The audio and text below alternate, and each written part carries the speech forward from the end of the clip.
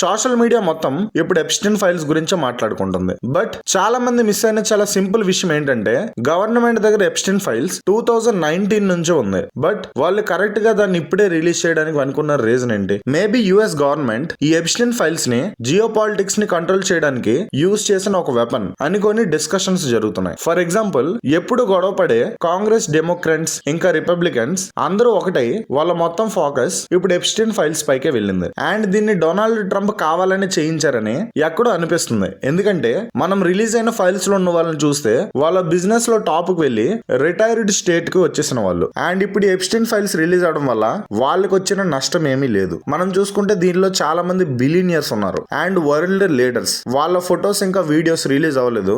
But US ఇప్పుడు వాళ్ళని simple గా కంట్రోల్ చేయగలదు. మా కంట్రీ వే రిలీజ్ చేసామనంటే మీవి రిలీజ్ చేయడం మాకు పెద్ద విషయం ఏమీ కాదు అని వరల్డ్ లెవెల్లో ఒక పానిక్ ని క్రియేట్ చేశారు. అండ్ మనం ఇప్పుడు చూసుకుంటే యుఎస్ చాలా ప్రాబ్లమ్స్ నుంచి ఫేస్ చేస్తుంది. హై డెప్త్, dedollarisation, China trade war and ఇలా చాలా ప్రాబ్లమ్స్. అండ్ ఇప్పుడు ఈ వరల్డ్ లీడర్స్ యుఎస్ పాలసీస్ కి సపోర్ట్ చేయకపోతే మీవి కూడా రిలీజ్ చేస్తామని భయపెట్టడానికి ఎప్స్టైన్ ఫైల్స్ ని ఒక వెపన్ లా యూజ్ చేశారని ఒక సింపుల్ డౌట్.